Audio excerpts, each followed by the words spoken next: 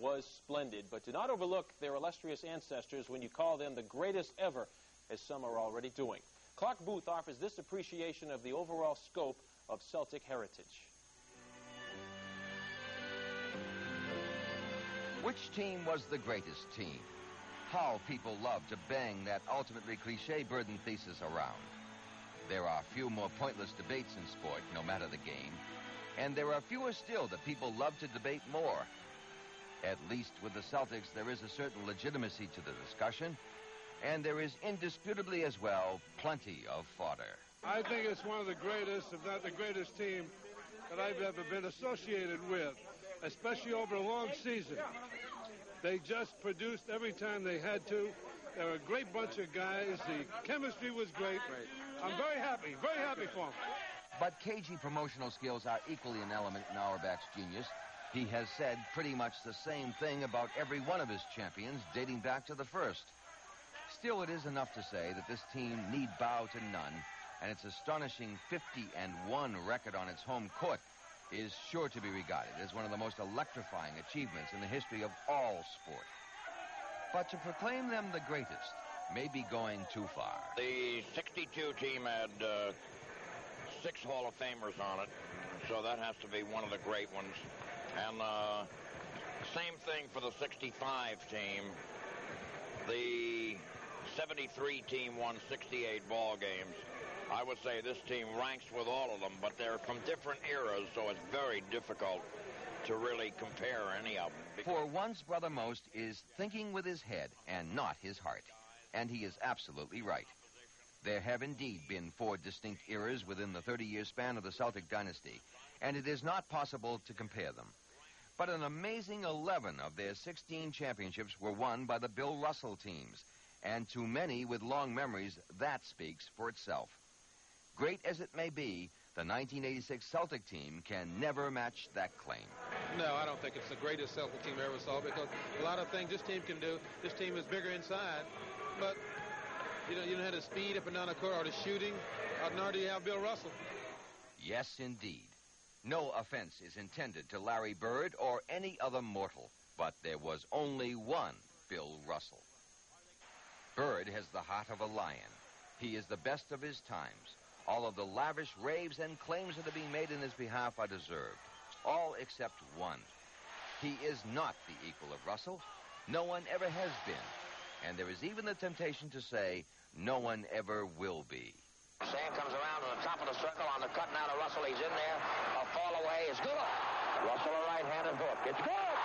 100. Out to Baylor driving the lane. He lays it up. Is blocked by Russell. Statistics never did Russell justice. He averaged 15 points per game over his career and 4.5 assists. But his angry presence, that psychological warfare he waged with adversaries, was much more important. His rebounding stats were the most revealing. He averaged almost 23 for every game he played, saving most for when they most counted. He revolutionized the game's concept of defense. They didn't keep block shot stats then, so the true measure is lost. But his wrath in this delicate art was terrible. I learned the rules. And I learned that one of the rules about blocking shots was, someone said goaltending. I said, what's that? So I look up the rule and I find out what goaltending is. That you can hit the ball as long as it's going up. So that's what I started doing. But I know I used to get strange reactions from the other players and from referees. I never get one time I was playing a game and I blocked a shot and the referee blew the whistle. And everybody stopped and said, what's the problem? He said, I had never seen it done before, and I had to call something. Who's to say which of those Red Auerbach masterworks was the best? But you could make a powerful argument for the 62 team. The year of that wildest of wild finishes with the Lakers. Time starts as soon as the ball is in play. There's Huntley with it. 3 seconds. 2. Selby shoots. Is no good. Rebound. Overtime. Overtime. Bill Russell. And Bill Russell has gone down on his knees on the floor from the emotion. Cousy in the lane. Russell. Dunk. Cousy trying to kill off the clock with his dribbling. Dribbling around. 2, 1. That's it! That's it! Pandemonium! Bill Russell, 30 points and 40, I repeat, 40 rebounds. I played in Boston 13 years. and we were in the finals 12 years. A few days ago, someone asked me, well, what do you think about Boston selling out every game now? And when you were there, it was hard to get 10,000 people. Well, the fact that they're selling out every game now says something good about what we did. Because we created a foundation. And if you want to, which is really important in sports, a mystique.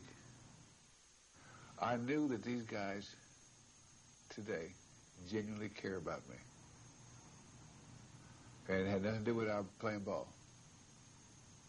And I care about them. And I really care about them. In the hysteria of the moment, wildly extravagant claims are being made for the present team. But be careful. In a history as rich and as deep as that of the Celtics, such distinctions mean little.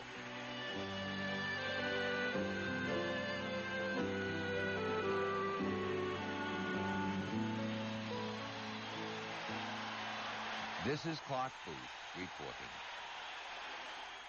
Vintage footage, especially Don Gillis' haircut. You like that in '62?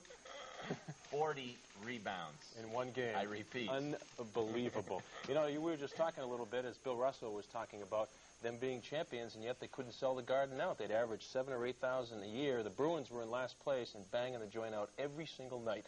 Incredible. You know, in 20, 25 years, when the Celtics win their 25th or whatever championship, people will try to tell us, yeah, that was the greatest team ever. We'll say, nope, 86, without a doubt. We'll argue for that point, and it'll be an arguable fact for They keep the talk show lines going for a long